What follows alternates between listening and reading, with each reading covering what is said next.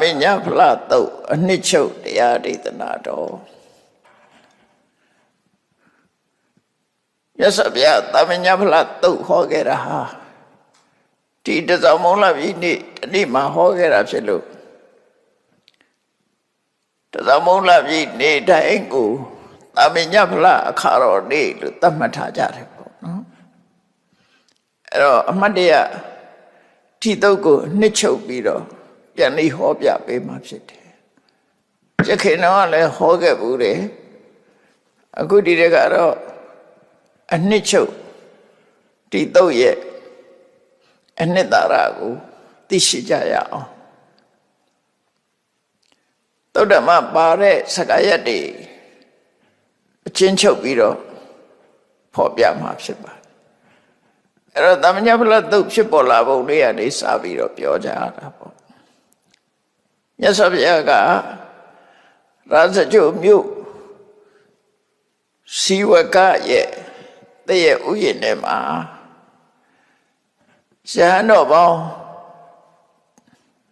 1250တဲ့အတူတူကတရင်သုံးနေတယ်အဲ့တော့ရာဇဂုမှာမြတ်စွာဘုရားတရင်သုံးတဲ့ကျောင်းတွေကပရမဆုံးတရင်သုံးတာတော့ဝိတုဝဝိတုကနည်းနည်းလှမ်းနေဝိတုကနည်းနည်းလှမ်းတော့သွားရေးလိုက်ရေးမြို့နဲ့ပို့ပြီးတော့နီးတဲ့စီဝကရဲ့တည့်ရချံပေါ့နော်အတဲ့ဥယျာဉ်လို့ခေါ်တယ်စီဝကရဲ့တည့်ရချံအဲ့ဒီမှာမြတ်စွာဘုရားတရင်သုံးတယ်ပေါ့စီဝကကိုကောမာရပိစ္ဆာဆိုတဲ့စီဝကတ္တကောမာရပိစ္ဆာတအဘဝတိစီဝကကိုကောမာရပိစ္ဆာဆိုတဲ့အသုံးနဲ့သုံးတဲ့အခါမှာမြန်မာနိုင်ငံ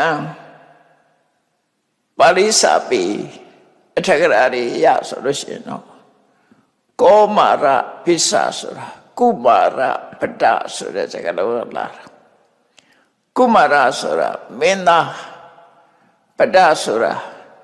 ဝေးစားတာပေမိတရမင်းကြီးရဲ့သားတစ်ယောက်ဖြစ်တဲ့အဘေယမင်းသားဆိုတာရှိတယ်အဲ့ဒီအဘေယမင်းသားကနေပြီးတော့ရှိဝကမောဆာလေးကိုဝေးစားခဲ့တာဒါကြောင့်မလို့ရှိဝကတ္တကောမာရပိစ္ဆတာ